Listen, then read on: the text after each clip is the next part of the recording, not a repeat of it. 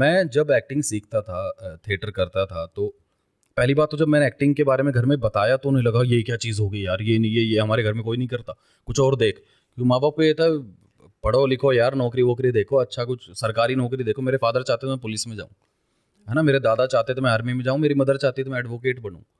और अच्छी चीज़ ये है कि मैं एक्टर बन गया, मैं तीनों बन सकता हूँ, है ना। लेकिन ये चीज़ उनको समझ नहीं आ रही। ये देखो सक्सेस के मायने ये होता है कि तीनों चीज़ मैंने एक ही में पूरी कर दी, है ना। तो वक्त के हिसाब से आप जिस जगह पे पहुंच जाते हो, मैं थिएटर किया, थिएटर से वहाँ पे गया, 2-3 साल स्ट्रगल किया, और फिर छोटे मोटे एड्स वगैरह करनी शुरू किए, गाने वगैरह करने शुरू किए, फिर सीरियल में आ गया, मैं टीवी शोज करने लग गया, एज ए पैरेलल लीड मुझे पहला मिला, उसके बाद एक और पैरेलल लीड मिला।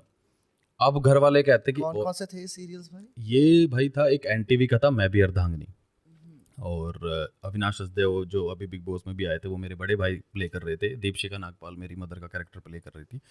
तो वो शो चला, उसके बाद लॉकडाउन आ गया था। लॉकडाउन के बाद मैं अभी ये दूसरा शो कर रहा था जिसका नाम है मीत, जी टीवी के लिए था। तो उसमें होशियार जीजू का बड़ा फेमस हुआ था कैरेक्टर, तो वो मैं ही प्ले कर रहा था। तो अब मैं संतुष्ट, मुझे लग रहा है यार मैं कर रहा हूँ, ठीक है यार मैं खुश हूँ। एक आर्टिस्ट के अंदर ना एक भूख होती है कि मुझे कैमरे के सामने जाना, मैं कैमरे के सामने आता हूँ, काम करता हूँ, घर जाके सो जाता हूँ, है ना, यही होती है मेरी नज़र में, तो यही भूख है। लेकिन अब जो समाज, यार दोस्त जो होते हैं ना, वो बड़ा बोलते हैं यार फिल्मों में क्यों नहीं आता यार तू, उसको देखना, उसको देख, वो स्टार बन गया, वो भी तो इधर का ही है। अरे भाई उसकी जर्नी अलग है, समझ रहे हो, उसकी जर्नी अलग है, वो अलग तरीके से जीना चाह रहा है, मैं अलग तरीके से जीना चाह रहा हूँ। कल को मैं हकीकत बता रहा हूँ, मैं सलमान के अगर बगल में भी खड़ा हो जाऊँ ना, तो वो फिल्म आएगी, हिट हो जाएगी, उसके बाद बोलेंगे अब क्या, ये तुम अब कब सलमान बनोगे? ये लो। अब मैं हमेशा बोलता हूँ कि उनके बाद भी तो कोई आएगा, है ना। ये दौर ऐसे चल, कितने सुपरस्टार्स आ रहे हैं, टक टक टक टक टक टक टक, लेकिन इधर से वैक्यूम भी तो बन रहा है ना, ऐसे चल रहा है सर्कल। तो मैं हमेशा एक चीज़ बोलता हूँ कि कामयाबी पे ज़्यादा खुश मत हो, वो सर्कल ऐसे घूम ही रहा है ना, पहिया ऊपर भी जा रहा है तो नीचे भी आएगा।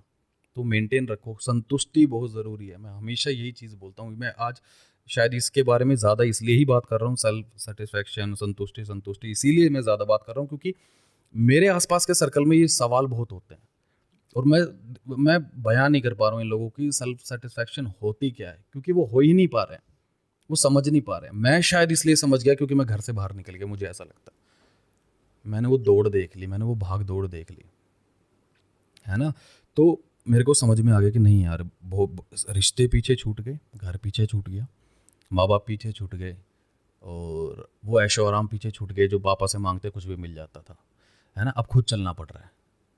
वो एक लाइन थी, मैंने कहीं पढ़ी थी, मेरे को याद नहीं आ रहा, कि सफ़र उस दिन महंगा हो गया जब पाँव की चप्पलें टूटने लगी, ओए है होए ना। होए होए, वेरी डीप मैन, वेरी तो डीप। बचपन में तो होता था कि पापा चप्पल टूट गई दूसरी दिला दो।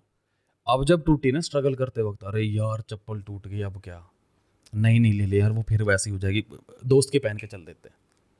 आप कहीं भी पाँव फंसाने के लिए तैयार हो जाते हो क्योंकि आपको मुकाम पे पहुंचना है, एक जगह पहुंचना है। तो सेल्फ सेटिस्फैक्शन हर जगह, मैं यही चीज़ बोलता हूँ, संतुष्ट रहना सीख लो यार। पता नहीं किस भाग दौड़ में लगे हुए, क्या चाहिए मुझे समझ ही नहीं आ रहा है, और यही रीज़न है डिप्रेस्ड होने का भी सबसे बड़ा। राइट, इस पे हम वापस आएंगे। पहले यार अब संतुष्टि और सुकून की बात होने लगी। संतुष्टि और सुकून एक ही शब्द को हम कह सकते हैं? हाँ, एक ही।